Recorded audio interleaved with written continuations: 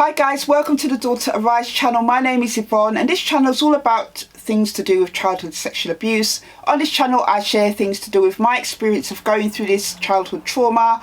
I also share news stories and other kind of related media around childhood sexual abuse, and I give my thoughts and commentary to them, and from time to time I interview other survivors and their supporters in hopes of raising awareness about this childhood trauma. So if this is the type of content you're looking for, please hit the subscribe button and the notification bell so that you can be notified of any new uploads. And if you do like the content, don't forget to hit the thumbs up.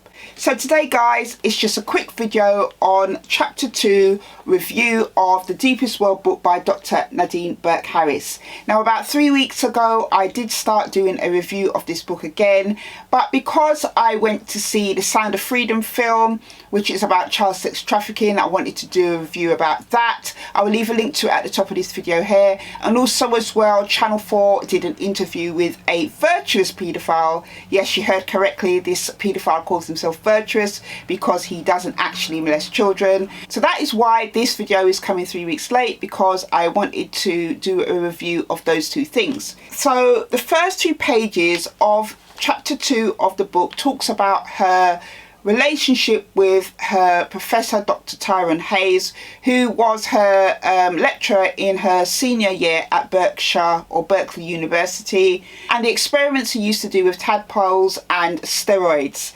So it became a little bit all sciencey in this chapter, which I found, a little bit I wasn't really that interested in it, to be honest with you, but there was a method to the madness, or there was a reason behind why she shared that with us, because she was talking about stress and long-term stress and cortisol. So I'm just going to share a little bit what she says here. For most of human history, the biggest stress-inducing events were predators, and they were considered short-term stressors. And then she says that food shortages were considered long-term stressors.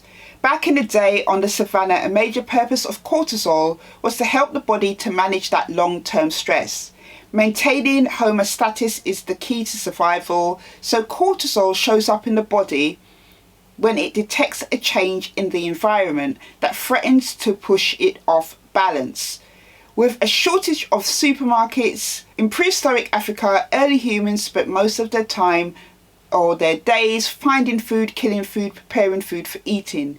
When times were tough, the body would detect a lack of nutrients and begin the chain reaction that is the stress response. One of the biggest parts of this process is the increased production of cortisol, and a major effect on cortisol is the increase of blood sugar.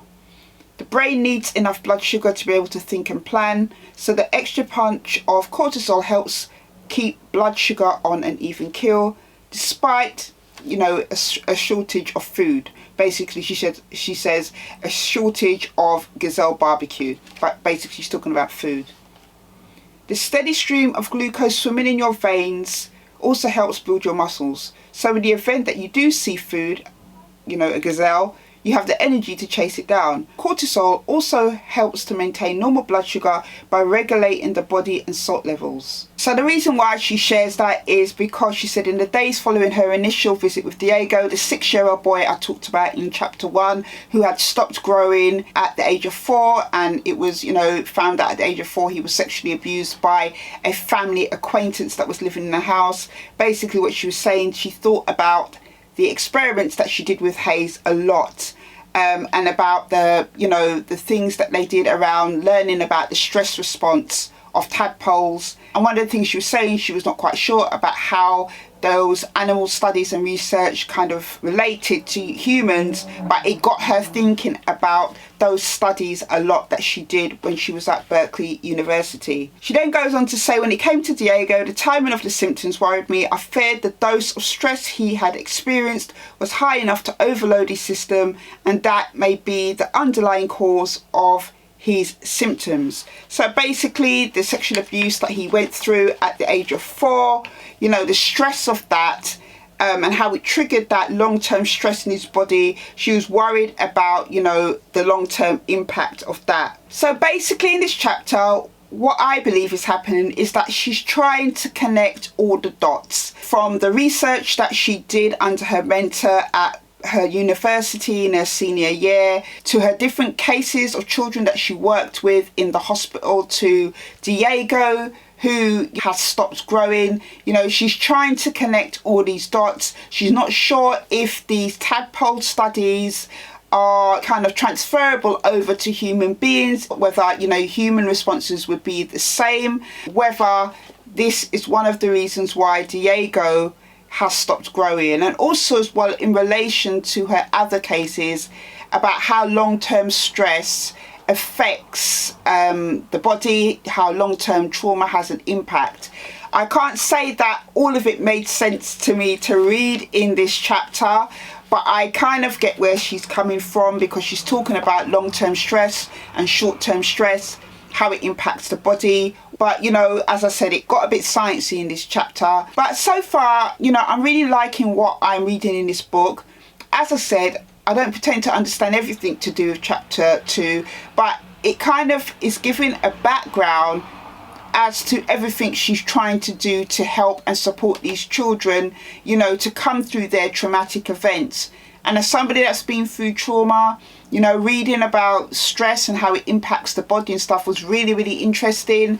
Because as I mentioned in my book, Choose Life, there was a period in my early 20s where I was just so overwhelmed with depression and stress that it had an effect on the left side of my body, where my left side of my body was quite weak. So to read all these different types of stuff is actually quite fascinating. But it's only meant to be a quick review, guys. I will come back with chapter 3, and hopefully, you know, what I've read so far will start to make a little bit more sense. So that is it for this video, guys. I will see you on the next one. Take care.